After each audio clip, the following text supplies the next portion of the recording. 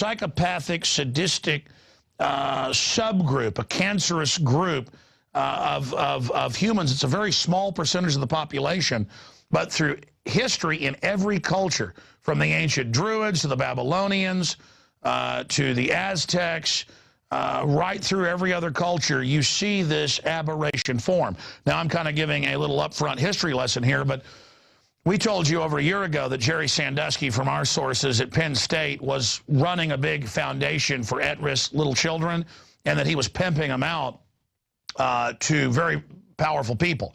And that's now come out in the mainstream news, that it didn't just stop there and the top of the university was covering it up. Yeah, no kidding. He was raping children at high noon in the middle of the day in the field house.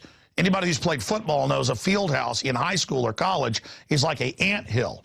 This is, in the middle of the day. This was something being protected. And now we've seen the case of Jimmy Savile, or Savile, over in England, the big BBC presenter, who was always involved in children's charities and also a porter at different hospitals. And I've talked to journalists who in the 90s had been told about the pedophilia and the necrophilia, the dead bodies. And this is a guy, one of the few people who is allowed entrance into the highest levels of the royal family, who brags, I get things done, who's bragged to journalists. It's now coming out that children were his little slaves.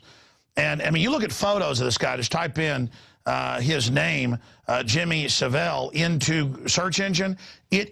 He is the archetypal image of the pervert you think you would see in the park with the raincoat.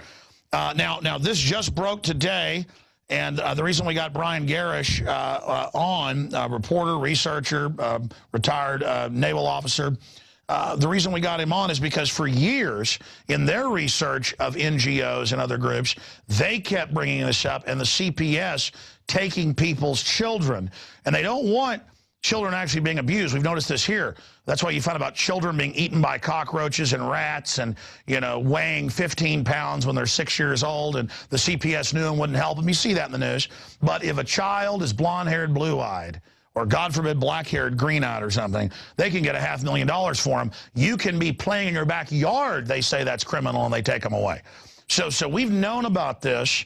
We've even had state representatives on from Georgia who were later killed when they said, we've got the proof of the child rings. Her and her husband were murdered and burned in their home. It was just a few years ago. I mean, this is so big, folks, but here it is. Members of Parliament calls for inquiry into possible pedophile ring linked to Parliament.